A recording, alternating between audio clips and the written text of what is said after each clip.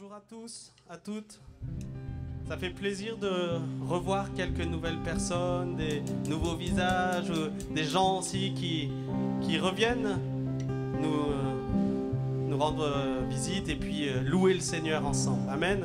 C'est un plaisir de pouvoir louer le Seigneur, de venir dans sa maison. David disait, il y a de la joie à venir dans la maison de Dieu. Il y a plus de joie de venir dans sa maison que de passer une heure ailleurs.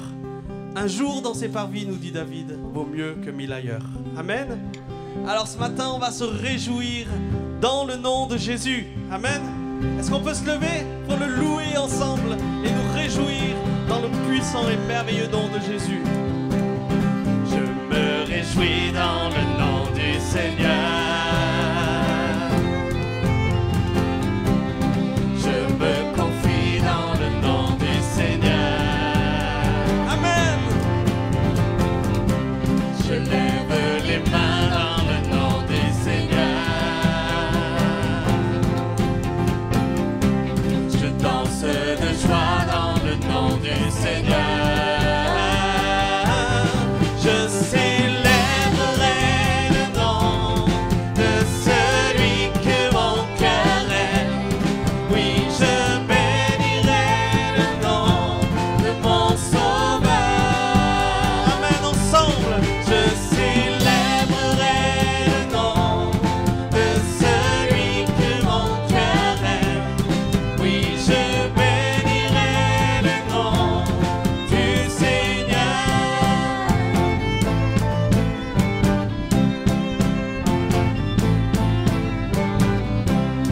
Je me réjouis dans le nom du Seigneur. Amen. Est-ce que vous voulez vous réjouir? Me confie dans le nom du Seigneur. Nous levons nos mains vers lui pour le louer. Je lève mes mains dans le nom du Seigneur. Je danse de joie dans le nom du Seigneur. Je célébrerai le nom de celui que mon cœur aime. Oui, je bénirai le nom de mon Sauveur. Je célébrerai le nom de celui que mon cœur aime. Oui, je bénirai le nom du Seigneur.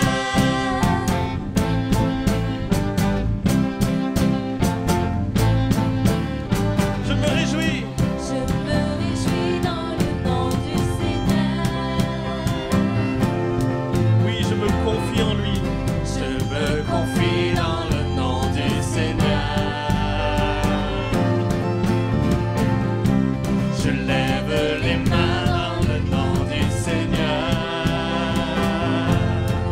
Oui, je danse de joie. Danse de joie dans le nom du Seigneur.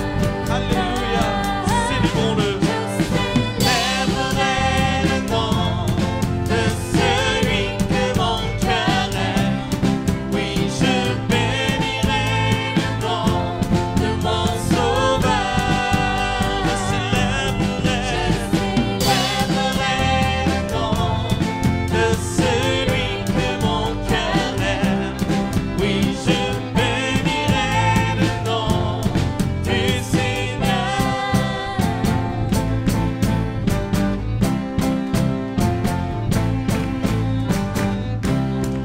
Amen. Je célébrerai son nom. Je célébrerai son nom encore et toujours. Parce qu'il me donne la joie. Amen. Il me donne sa joie. C'est un jour de joie lorsqu'il a sauvé ma vie. Le plus grand jour de l'histoire. La mort est vaincue par ta victoire. Chantons-le, Jésus est vivant. Une croix vide, un tombeau vide, crois vite un tombeau vide. Tu m'as secouru, tu es la vie. Crions-le, Jésus est vivant. Il vit.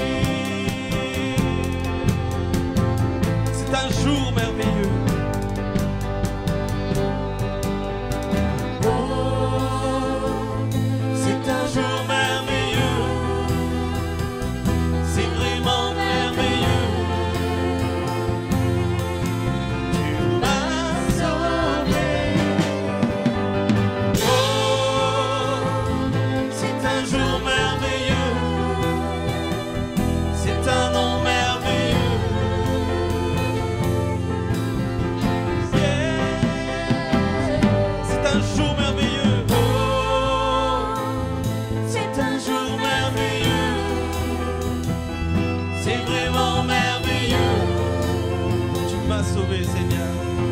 m'as sauvé. Oh, c'est un jour merveilleux, c'est un nom merveilleux.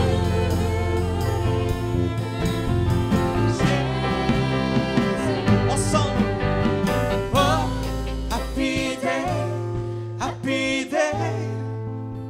tu as pris mon péché. Oh, happy day, Oui, tu as tout changé. Oh, happy day, déclarons-le, quel jour merveilleux. tu es mon péché. Oh, happy day, tu as tout changé. Oh, happy day, tu as pris mon péché. Oh, happy day, tu as tout changé.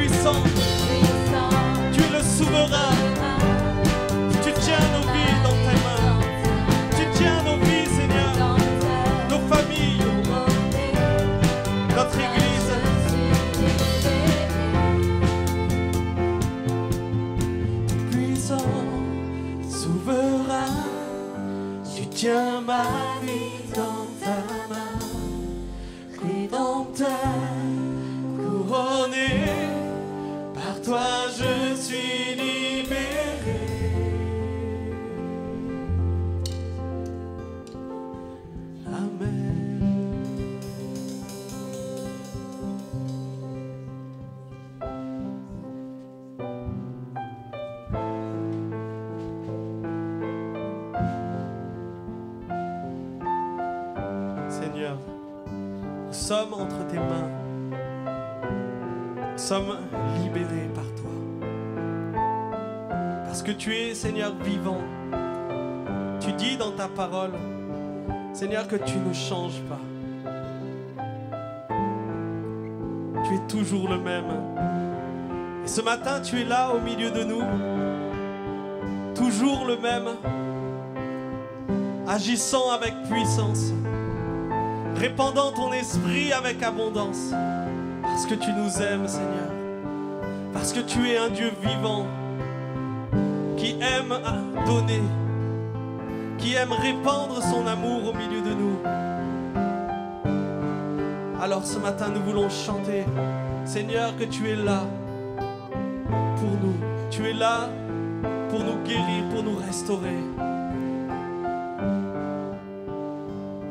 Tu étais, tu es, tu seras toujours le même. Est-ce que tu peux lui dire?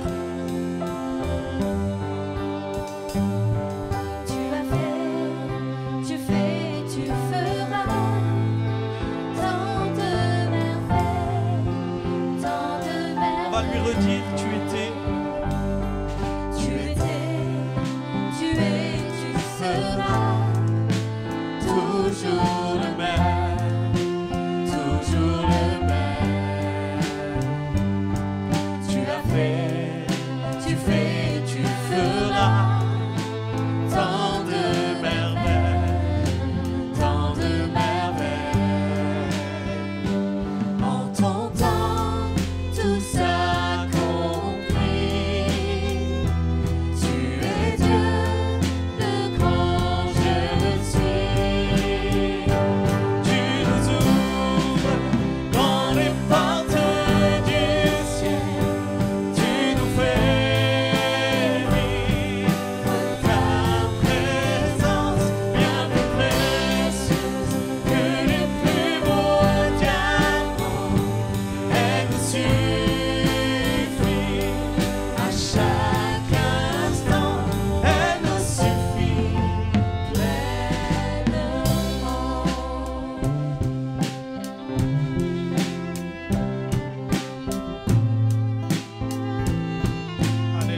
Ta présence nous suffit, Seigneur.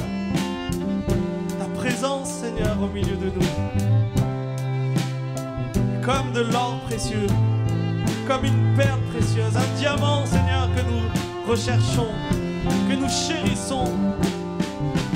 Tu étais, Seigneur, tu es et tu seras toujours avec nous. C'est ta parole qui nous le dit. Tu es là au milieu de nous, Seigneur. Et nous voulons t'adorer. Est-ce que nous pouvons prendre du temps pour élever le nom de Jésus, la personne de Jésus? Tu es, tu seras toujours le même, toujours le même. Tu as fait, tu fais, tu feras tant de merveilles, tant de merveilles. en ton temps, tout ça.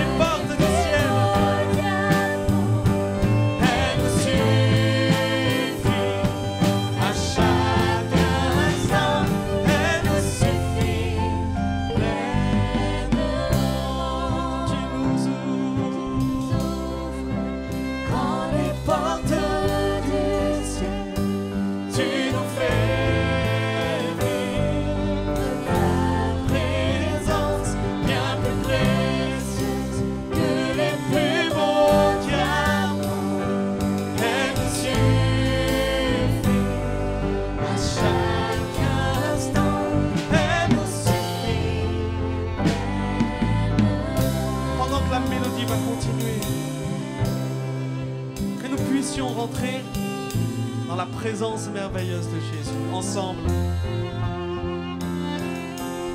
Est-ce que vous aimez Jésus? Est-ce que vous aimez passer du temps avec lui et l'adorer?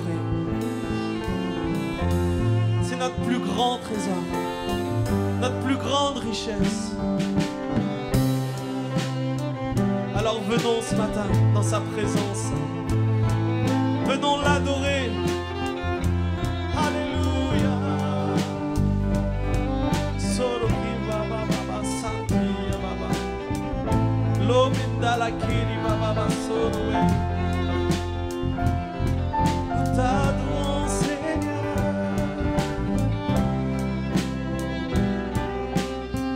Seigneur, merci pour ta présence. Merci pour ton amour au milieu de nous. Merci pour l'Esprit de Dieu qui passe dans ce lieu et qui touche les cœurs, qui transforme les vies. Parce que tu n'as pas changé, Seigneur. Tu es toujours le même. Tu guéris au milieu de nous et tu restaures des vies, des familles et des foyers.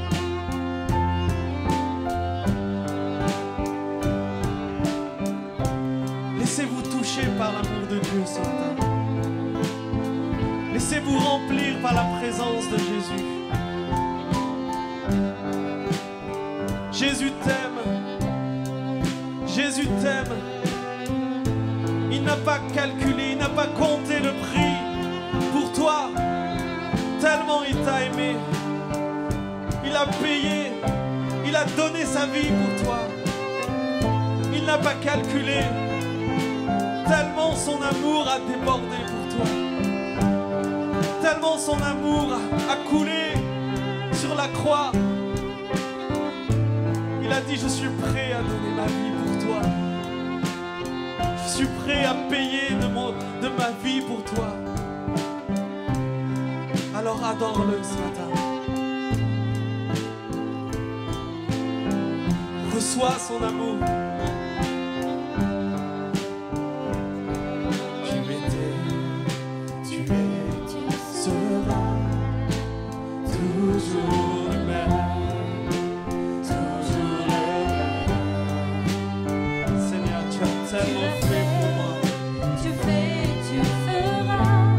Tant de merveilles.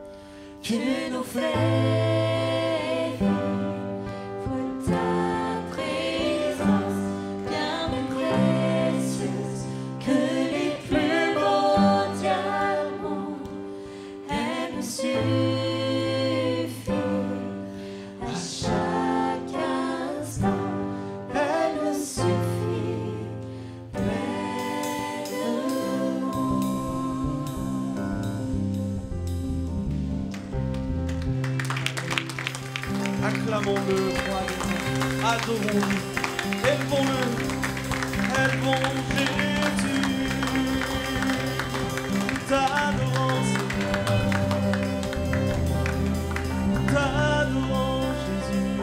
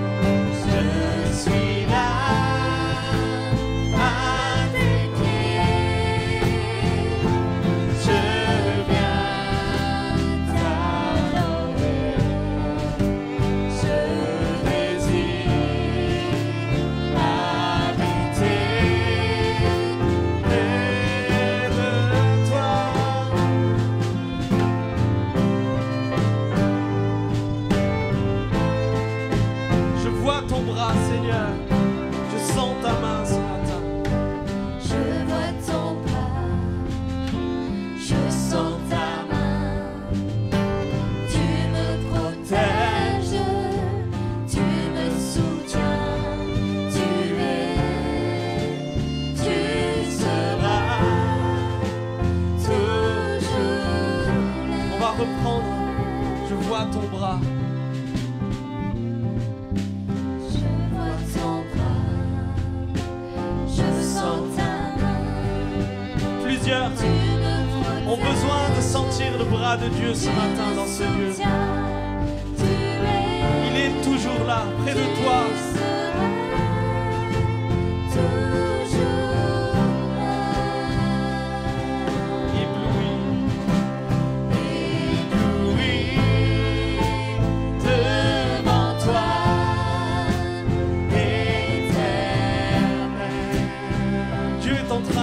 Son bras sur plusieurs, poser sa main dans ce lieu, sur ton cœur. Tu ressens l'amour du ciel, l'amour de Dieu qui se répand dans ce lieu. Le cœur de Dieu se tourne vers toi. Le cœur de Dieu se répand ce matin. Oh, viens l'adorer.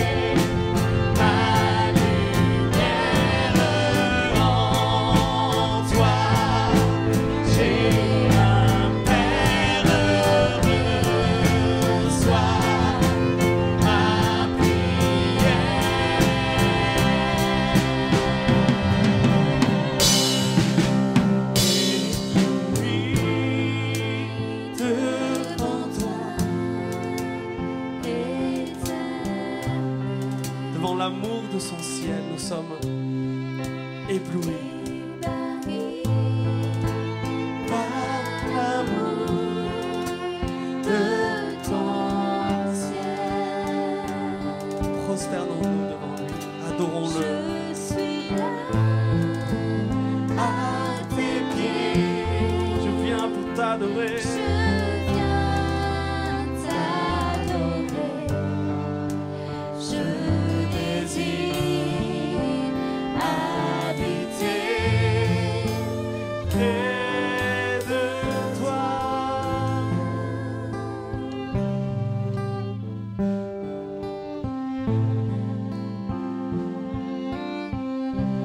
Seigneur, pour ta présence. Merci pour, Seigneur, ton amour qui se répand dans nos cœurs librement et gratuitement. Ce matin, nous te disons merci pour ces temps où nous avons pu t'adorer. Bénis ce culte, bénis ce temps de parole. Que ta présence nous accompagne. Amen. La semaine dernière, j'avais commencé le psaume 23 et j'avais commencé puisque j'ai réussi à aller jusqu'au verset 1er. Donc, je me suis dit, ça risque d'être long. Bon, on va essayer quand même de synthétiser. Je vais essayer les idées parce qu'il y a quand même 6 versets.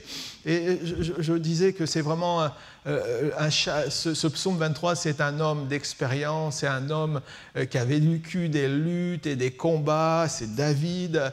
Il a connu, comme je disais, les sommets, l'abîme, et donc c'est quelqu'un qui est vraiment passé au travers de beaucoup de situations. Donc c'est vraiment le témoignage de quelqu'un qui a expérimenté les bontés de Dieu, la grâce de Dieu, le pardon de Dieu, le secours de Dieu.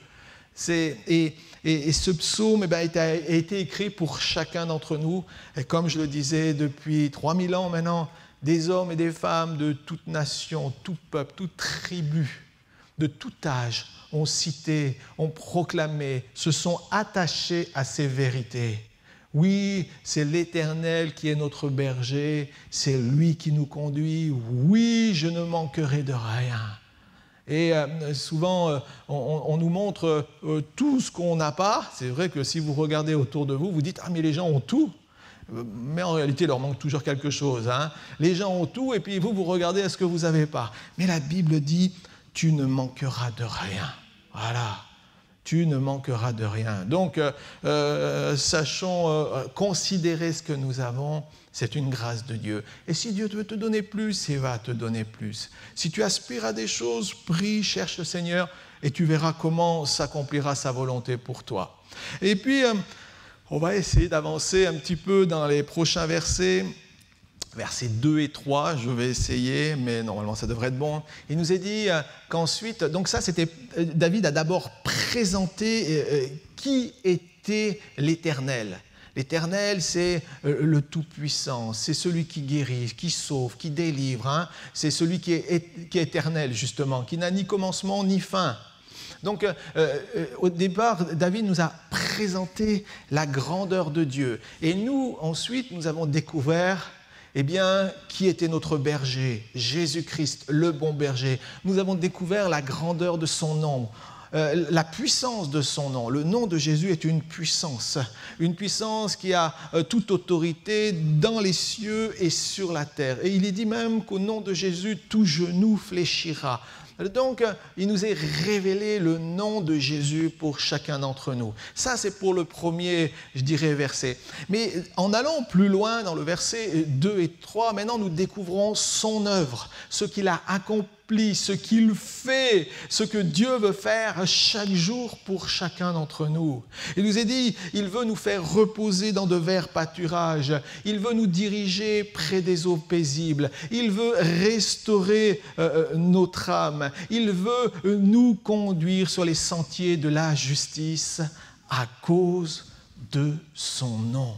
Maintenant, c'est ce que Dieu veut accomplir. Et Dieu, il nous est dit dans ce premier verset, c'est lui, il, 4 fois, hein, il me fait, il me dirige, il restaure, il me conduit. C'est Dieu qui accomplit toutes choses pour chacun d'entre vous. Vous êtes fatigué du chemin, vous êtes fatigué de la vie, vous êtes fatigué psychologiquement, physiquement. Alors, il nous a dit que lui seul peut subvenir à chacun de vos besoins, pleinement parce qu'il vous connaît, parce qu'il vous aime et il veut vous accompagner. Donc c'est Dieu seul, on le voit, il me fait reposer dans de verts pâturages. C'est Dieu seul qui vous donnera le repos. On peut chercher le repos, on cherche du repos, mais le vrai repos, le repos de notre âme, c'est Dieu qui va nous le donner. Et c'est pour ça que David lui a cherché.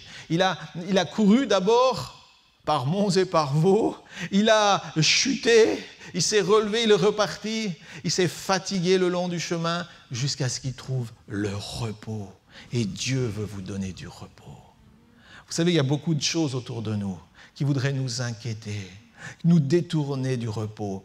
Et pour nous, nous savons que le Seigneur Dieu est l'auteur même de notre repos. Il y a un repos pour chacun, un repos qui vous est réservé. Et pour tous ceux qui dirigent, qui acceptent d'être conduits par lui, Dieu donne son repos. Hein, vous vous sentez seul, vous sentez que c'est la tempête autour de vous, peut-être, ou peut-être vous voyez rien, aucune situation, ça pourrait même vous inquiéter. Il nous a dit, l'Éternel, lui, est votre repos. Il est celui qui va vous sécuriser, vous environner. Et c'est rassurant. C'est rassurant dans des temps où on s'aperçoit que le monde manque de repos. Hein, et c'est tout sauf reposant, tout ce qu'on entend, tout ce qu'on voit. Ça peut même être inquiétant. Et hier, pendant que nous étions dans la rue en train d'évangéliser, donc on avait un petit tract qui était pas mal. Ça nous parle aujourd'hui l'espoir, voilà. Et j'allais vers les gens, je leur disais, vous savez, dans un monde d'incertitude, on a besoin d'espoir. Et je donnais ce petit tract, et puis je dis, tenez, c'est une petite réflexion. Ah, et les gens me disaient tous, oui, on en a vraiment besoin. Hein. On a vraiment besoin d'espoir parce que ça nous manque aujourd'hui. Eh ben, je lui ai dit, écoutez, vous pouvez trouver l'espoir au travers d'une personne. Hein, c'est Jésus-Christ. Et on a pu parler comme ça. Et c'est vrai que les gens étaient inquiets. Bon, vous avez ceux qui passent par-dessus. Ça, apparemment, hein, ils passent par-dessus. Et puis, vous avez ceux qui... On sent qu'il y a un trouble. On sentait, et on pouvait leur parler de cette espérance que nous avons dans le Christ. C'est quelque chose de merveilleux. Quand vous recevez le repos de Dieu, quand vous êtes en paix avec Dieu, de pouvoir retransmettre cette paix et ce repos. Et j'espère que vous êtes dans le repos de Dieu. J'espère que votre âme est dans le calme. Et si votre âme n'est pas dans le calme, alors cherchez le calme auprès de Dieu. Et quand les temps de tempête viennent dans vos vies, alors tournez-vous vers Dieu pour trouver son repos. Le vrai repos, Matthieu 11, 28 nous dit « Venez à moi, vous tous qui êtes fatigués et chargés, et je vous donnerai du repos. » C'est quelque chose de merveilleux. Il me fait reposer dans de verts pâturages. David avait compris cela, mais ça nous semble un peu éloigné. Mais maintenant, nous, au travers de Christ, Jésus nous dit « Venez, venez à moi, venez à moi, vous qui êtes fatigués et chargés, je vous donnerai du repos. » C'est la solution. C'est cette solution-là que vous devez transmettre. C'est ce que d'abord vous devez recevoir dans votre âme pour ensuite la retransmettre à ceux qui sont autour de vous. Et leur dire, ce n'est pas moi qui vais te donner du repos, mais Jésus, lui, peut donner ce repos. Alors, ça peut paraître abstrait, mais si tu le vis, ce repos de Dieu dans ton cœur, il y a des choses, ça resplendit sur toi. Ça va resplendir dans ton âme, ça va resplendir dans ton fer, ça va resplendir dans tout ce que tu es, dans ton être, le repos de Dieu. Parce que tu vas réaffirmer constamment qu'il est pour toi. Ou alors tu vas demeurer dans l'inquiétude, dans le souci, dans le stress, dans l'angoisse. Si tu n'as pas connu ce repos, alors tu seras constamment sur la défensive, dans l'inquiétude. Mais quand tu découvres Christ, alors le repos de Dieu vient s'installer en toi. Amen. Et alors la tempête est là. Et alors les mots chancellent. Alors il y a des situations qui semblent tellement complexes. Mais tu es là dans le repos de Dieu. Et je vous encourage, je souhaite pour vous que vous puissiez trouver ce repos. Jésus dira, prenez mon joug, à la suite de ce verset 29, prenez mon joug sur vous et recevez mes instructions, car je suis doux et humble de cœur, et vous trouverez le repos de vos âmes. Le joug, c'est ce qu'on mettait sur les animaux de bœuf, on met un joug au milieu, et on mettait parfois un bœuf plus âgé à côté d'un plus jeune pour qu'il apprenne à marcher. Et la seule chose que Jésus, c'est, il prend mon joug, marche avec moi, demeure avec moi, grandis avec moi, avance avec moi, laisse-toi façonner par moi, je vais t'accompagner. Et vous trouverez le repos de vos âmes. Il y a tellement d'inquiétudes au milieu de nous. Mais est-ce que seulement cette inquiétude va rajouter une coudée à votre vie? Même pas. Il y a tellement de choses qui veulent vous inquiéter. Ça va créer des stress. Et parfois, il y a des stress qui sont tels que ça rejaillit même physiquement. Ça va rejaillir, peut-être même ça va vous affecter dans votre corps, au plus profond de vous. Ça va faire surgir des tas de choses au niveau de la peau, au niveau peut-être des maux de tête. Il y a tellement de choses, l'inquiétude est tellement forte que ça va rejaillir.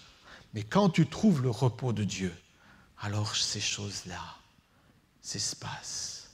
Et alors tu peux avancer dans le calme, la sécurité. Donc, notre époque est caractérisée par différentes choses telles que l'insécurité, l'incertitude, le bruit, la fatigue, le stress, les peines, les agitations de toutes sortes de choses. Mais sachez une chose, que rien du tout n'échappe à l'observation de notre berger. Dieu n'est pas en retard. Mais au contraire, il veut marquer sa différence dans ce monde. Il veut marquer sa différence dans vos vies. Il veut mettre son empreinte sur vous pour que dans ce monde, justement, qui est marqué par toutes ces inquiétudes, tout ce que je vous ai cité, vous puissiez faire la différence. Vous puissiez vivre la différence. Vous puissiez marquer votre génération par la différence.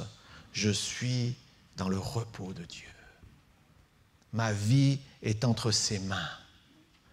Vous savez, il y a tellement de choses qui veulent surgir.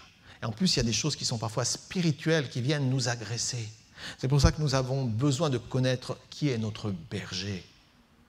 Nous avons besoin d'être établis avec notre berger. Et ensuite, nous reposer en lui et lui faire des confiances. Quand des tempêtes se soulèvent dans notre âme, le Seigneur se veut rassurant. Il vient te dire, je suis le Seigneur des tempêtes.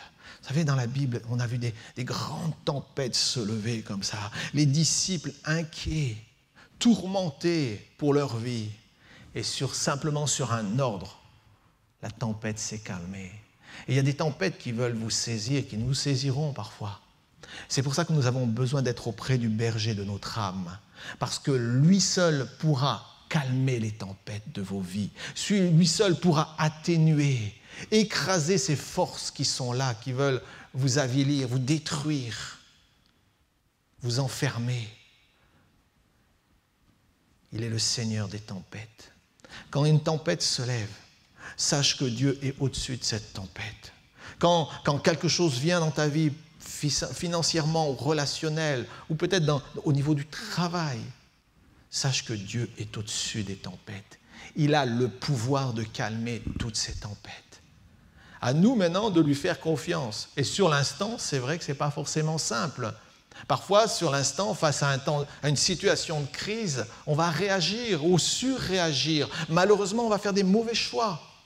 On va prendre des mauvaises décisions parce qu'on va prendre des décisions dans l'urgence. Et Dieu nous donne de la sagesse pour savoir comment bien réagir face à ces tempêtes. Et elles sont nombreuses autour de nous.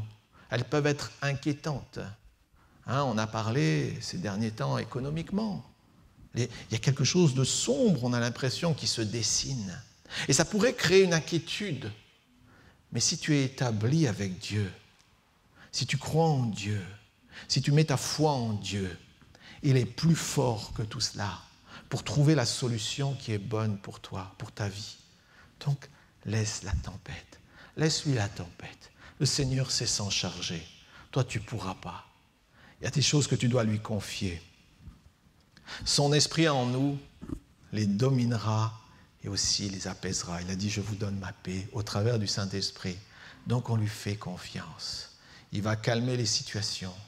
Et je crois et je marche avec mon Dieu, je lui fais confiance. Le vrai repos nous est accordé quand nous l'écoutons déjà. Quand nous sommes obéissants à sa voix. Quand nous entendons la voix de Dieu murmurer dans notre cœur. Dieu qui te parle. Alors, tu sauras que Dieu est là, qu'il t'accompagne, que tu n'es pas seul, parce que tu entends sa voix résonner dans ton âme et tu resteras dans son repos.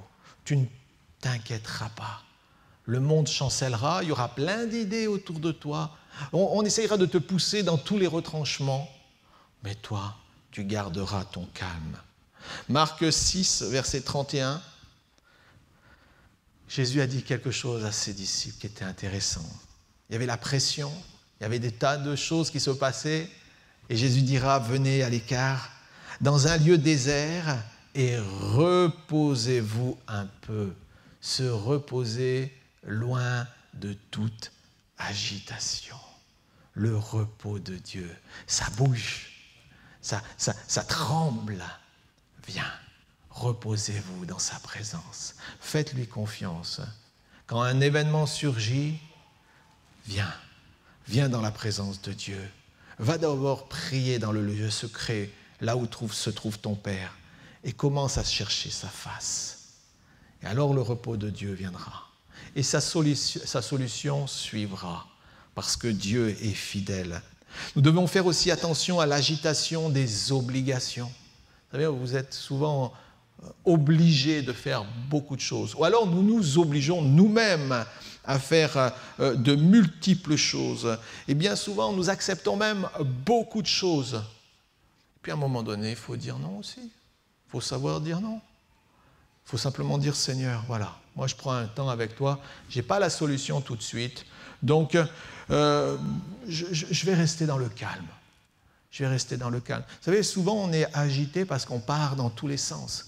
On est dans un monde qui est, comment dire, il nous mange. Il nous mange notre temps, il nous mange notre vie. C'est des activités, c'est de l'énergie qui part dans tous les sens. C'est pour ça qu'à un moment donné, il faut aussi savoir non, dire non. Il faut un peu de sagesse. Et ce n'est pas au travers de toute notre énergie que l'on va dépenser qu'on pourra trouver aussi le repos. Donc certaines fois, il faut dire simplement, ben non, je me repose dans le Seigneur. C'est important, le repos de Dieu. Soit savoir faire le tri et finalement éliminer ce qui doit l'être. Ça, c'est quelque chose de très, très, très important. Réapprendre aussi à avoir des temps de qualité. Pour trouver le repos de Dieu, il faut réapprendre à avoir des temps de qualité. On parle souvent de temps de qualité dans les familles, dans les couples. Pour souder un couple, des temps de qualité importants, des vacances, des temps pour parler au restaurant, ou peu importe.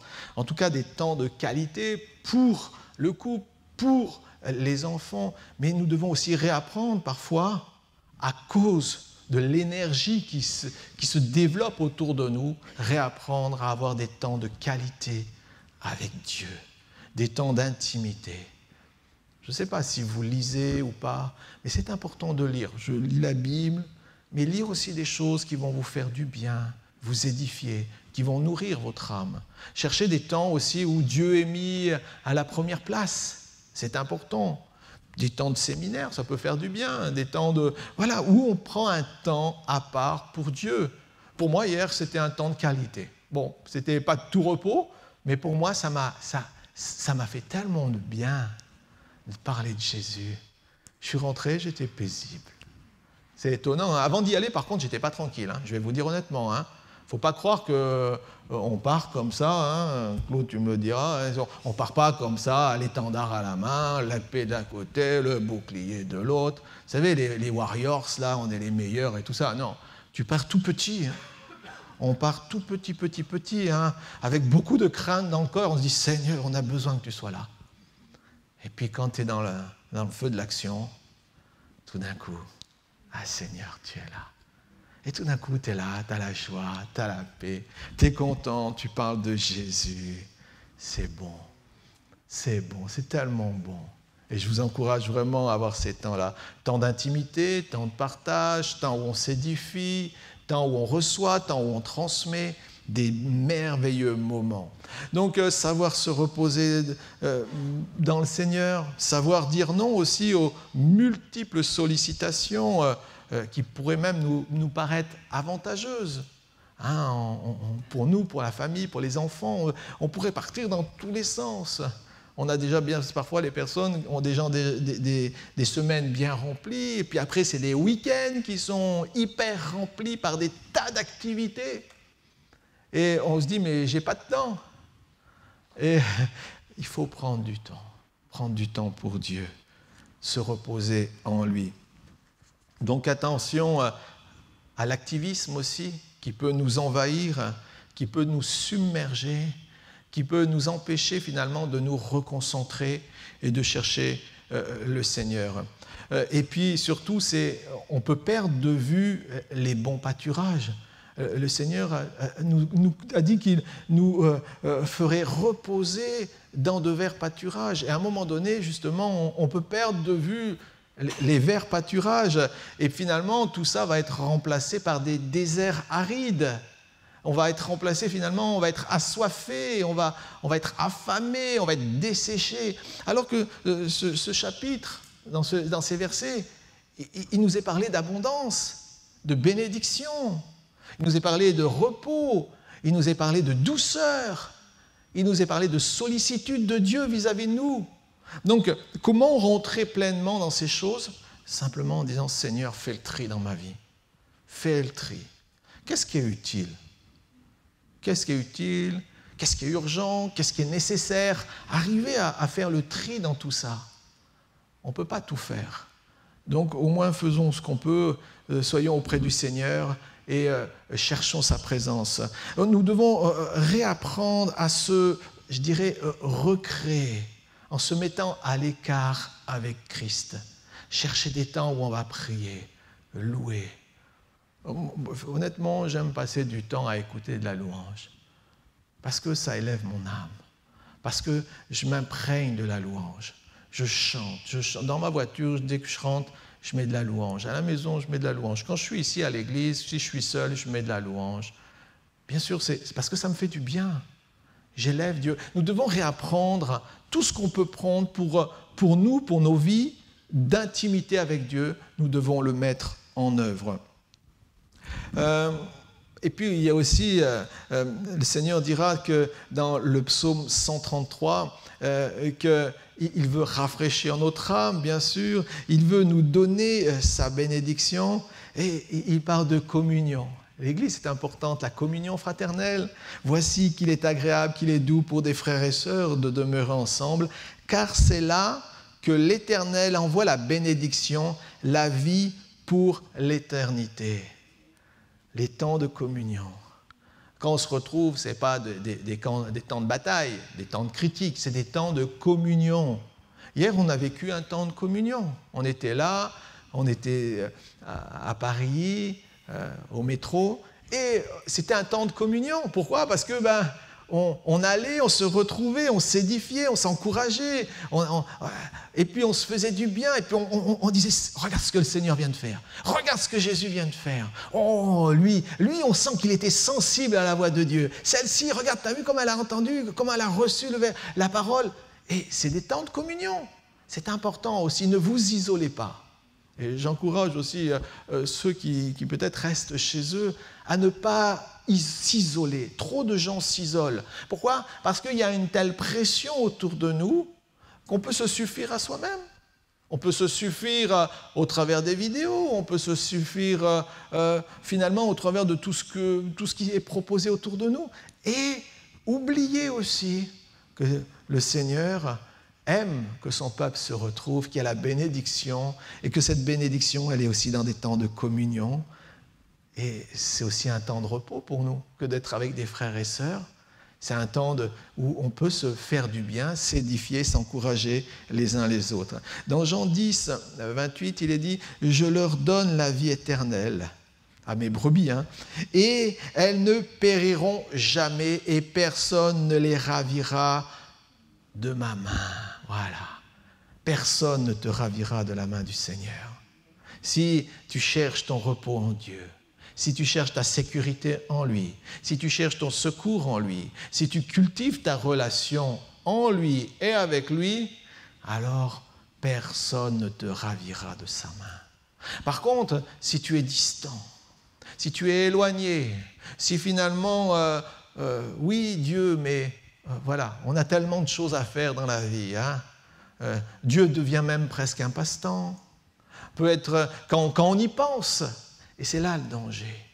Ça peut être un danger pour nos vies comme pour ceux qui nous entourent. Donc, toujours, Seigneur, l'importance de te coller, d'être avec toi pour éviter de se refroidir, pour éviter de reculer spirituellement. Et Jésus dira dans Jean 14, 27, « Je vous laisse la paix, je vous donne ma paix. » Ça, c'est quelque chose de merveilleux. Je ne vous donne pas comme le monde donne, que votre cœur ne se trouble point et ne s'alarme point.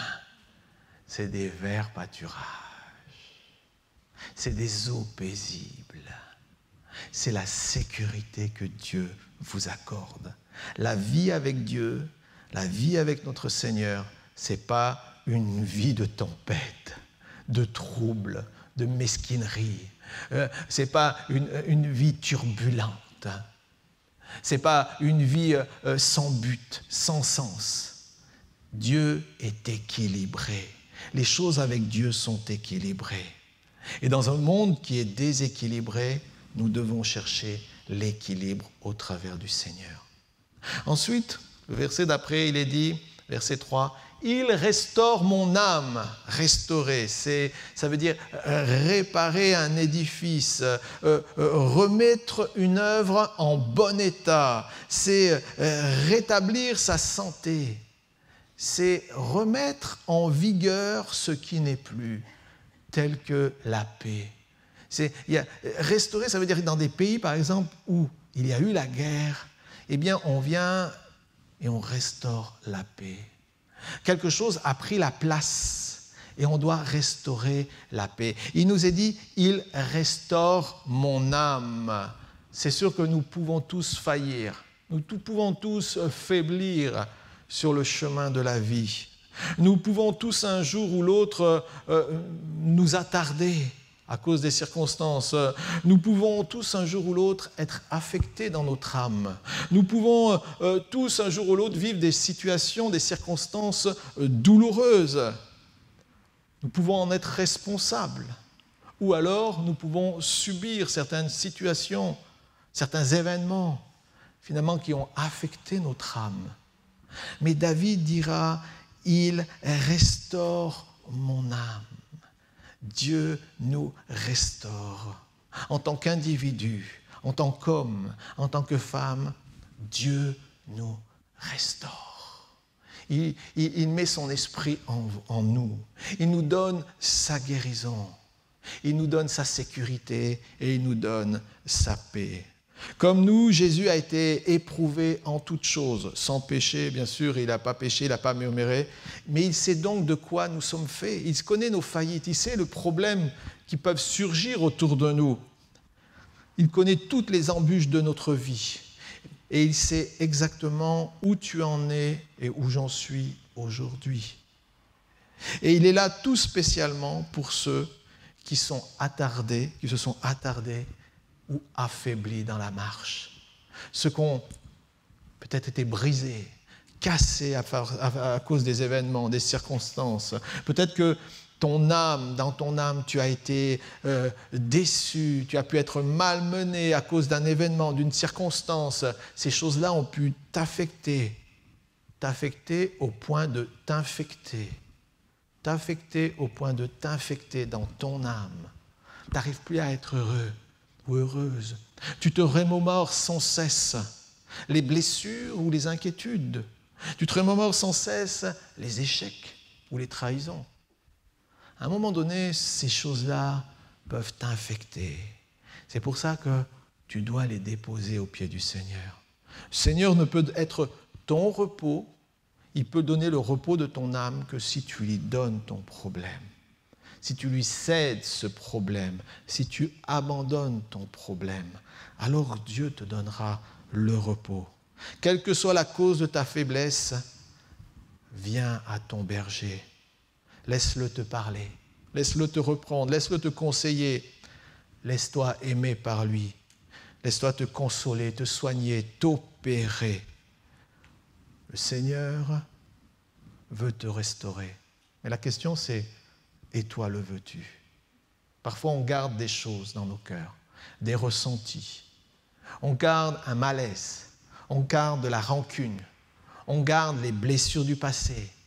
Mais ces choses-là, si elles ne sont pas réglées, vont nous infecter, vont affecter. On pourra, bien entendu, mettre un paravent. On pourra cacher ces choses par l'activisme, par nos chants.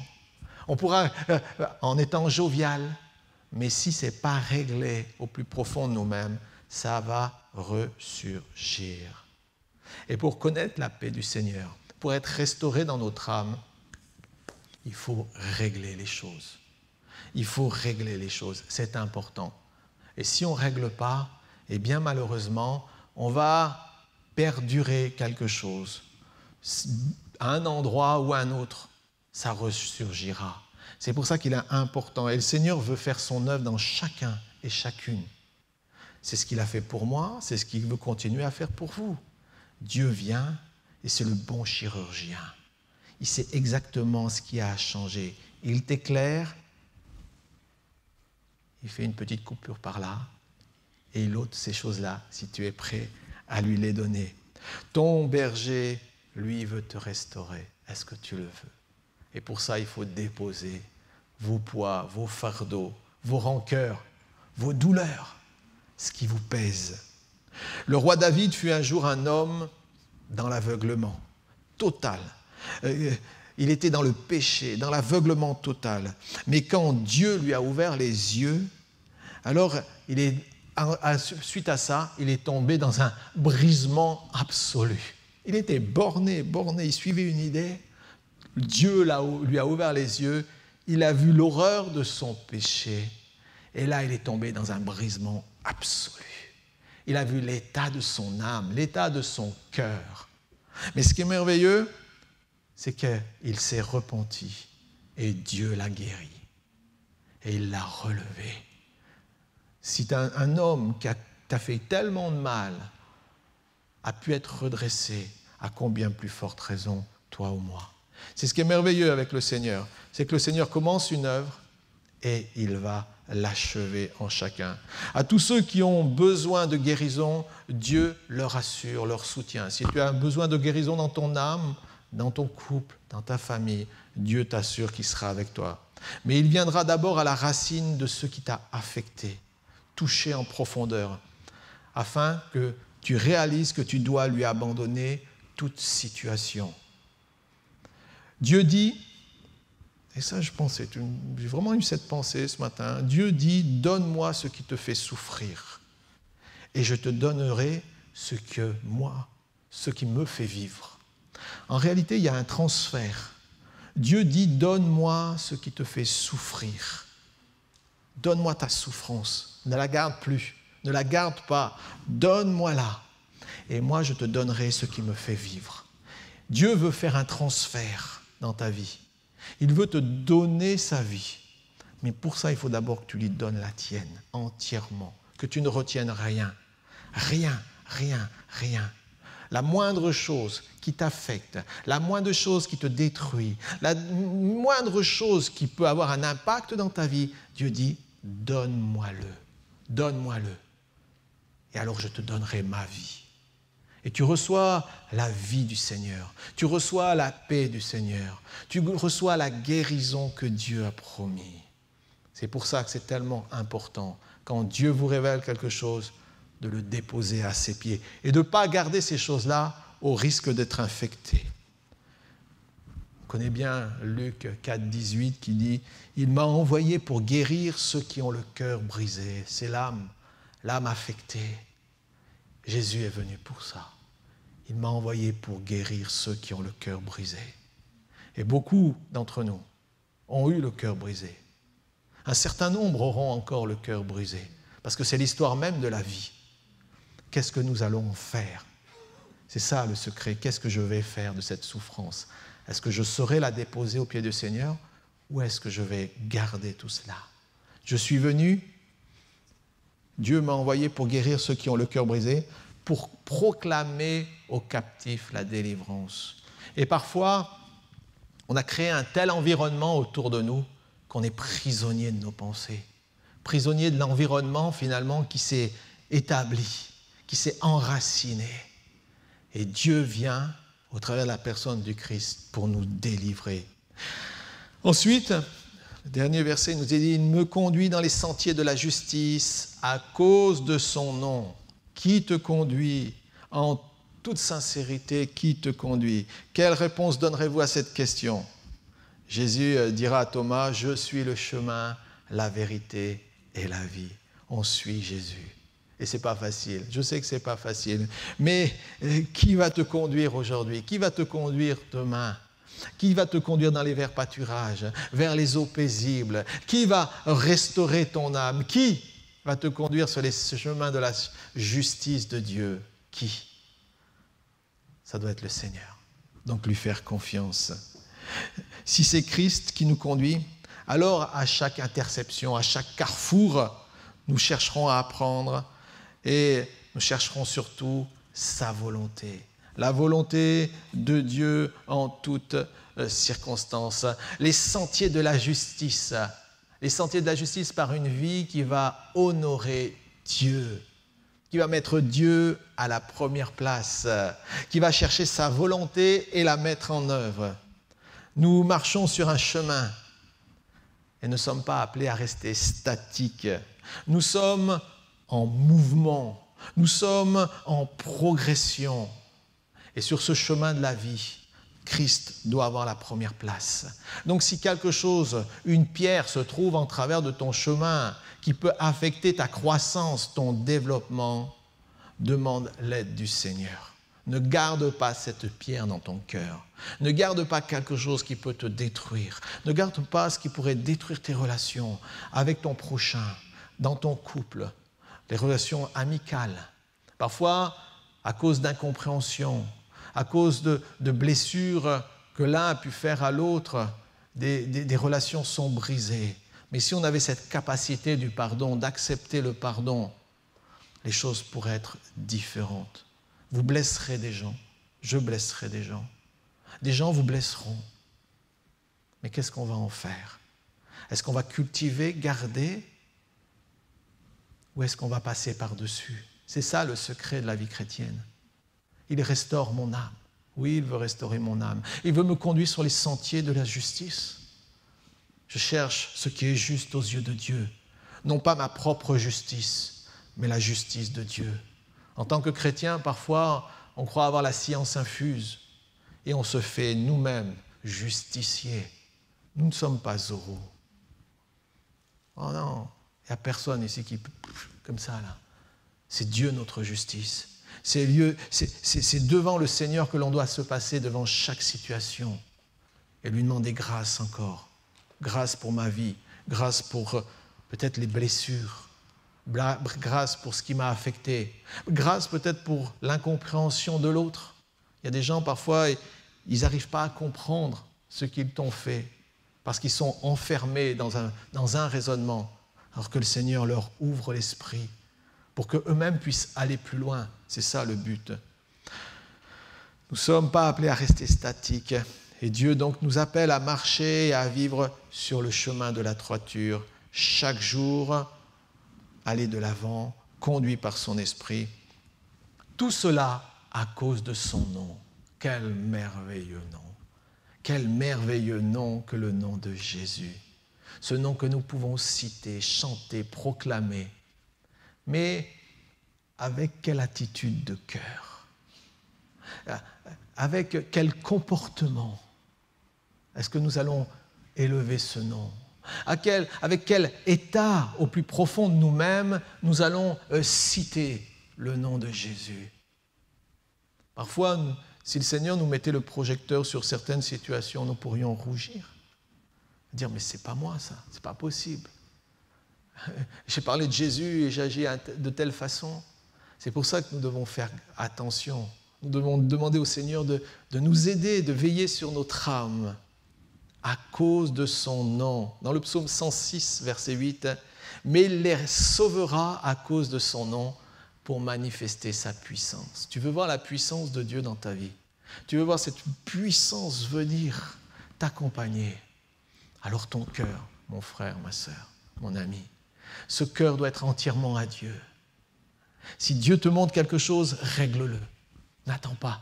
Au contraire, si tu peux, règle les choses. Ne laisse pas les choses t'envenimer en profondeur. Il y a tellement de choses parfois qui nous assaillent. Mais on ne doit pas laisser des faux raisonnements dominer sur la pensée de Dieu.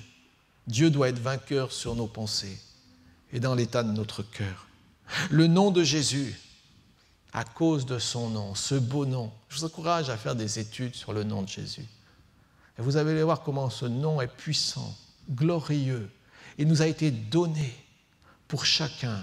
Le nom de Jésus, dans Acte 4, verset 12, il dira « Il n'y a de salut en aucun autre » en parlant de Jésus. « Car il n'y a sous le ciel aucun autre nom qui nous ait été donné parmi les hommes par lequel nous devions être sauvés. » Le plus grand, le plus beau de tous les noms, il vous a été donné. Et le Seigneur va vous accompagner vers pâturage, vers des eaux paisibles. Il va être votre secours si votre âme est blessée. Il va vous conduire sur les sentiers de la justice. Tout cela pour sa gloire. Parce que c'est ce à quoi nous sommes appelés, à rendre toute la gloire à Dieu. Des hommes et des femmes, des adorateurs, des hommes et des femmes qui vont exprimer à Dieu toute leur reconnaissance. C'est ce que vous et moi nous sommes appelés.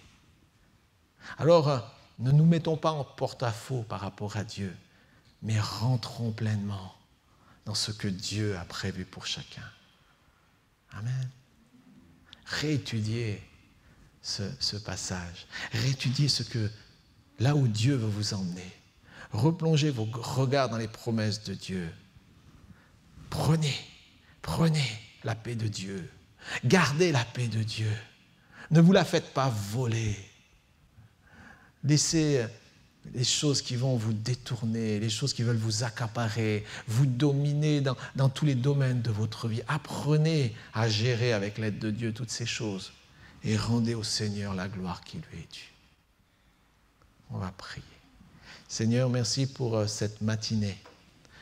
Seigneur, ce matin, nous avons passé un temps dans la louange. Nous avons pu exprimer au travers des chants notre reconnaissance pour tes œuvres, pour ton pardon. Nous avons pu exprimer notre reconnaissance dans tout ce que tu as fait. Nous avons exprimé aussi notre foi. Nous avons proclamé ce matin que c'était un beau jour. Oui, c'est un beau jour aujourd'hui. C'est un beau jour parce que tu es là. Tu es avec chacun d'entre nous. C'est un beau jour parce que nous te refaisons Seigneur, Sauveur et Maître de toutes choses. Seigneur, si quoi que ce soit dans notre âme, si quoi que ce soit dans notre être doit être transformé, changé, alors viens, Seigneur.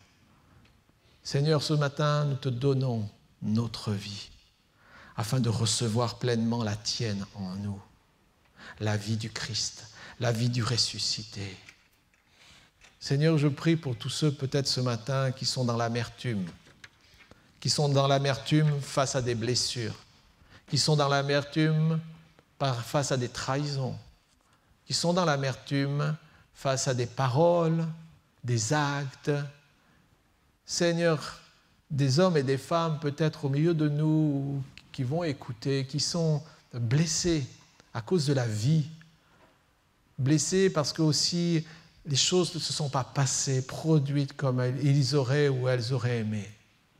Blessés parce que, Seigneur, il y a tellement de choses qui peuvent nous affecter. Et Seigneur, je prie ce matin pour qu'un grand nombre dans cette Église, mais même au-delà, soit touché par ta grâce, puisse trouver le repos de Dieu, puisse être restauré en toi, puisse être guéri pour tout à nouveau être placé sous ta sécurité, pour tout à nouveau venir auprès des eaux vives, rafraîchies dans leur âme. Jésus, je prie pour une grande bénédiction. Je prie pour des changements de situation. Je prie pour que ton autorité s'établisse dans les vies. Je proclame le nom de Jésus, ce puissant nom qui guérit les cœurs brisés, qui relève l'indigent, qui pourvoit jour après jour. Seigneur, merci pour ton secours. Merci pour toutes tes bénédictions. Et merci pour tout ce que tu vas encore accomplir durant toute cette semaine. Dans le nom puissant de Jésus-Christ. Amen.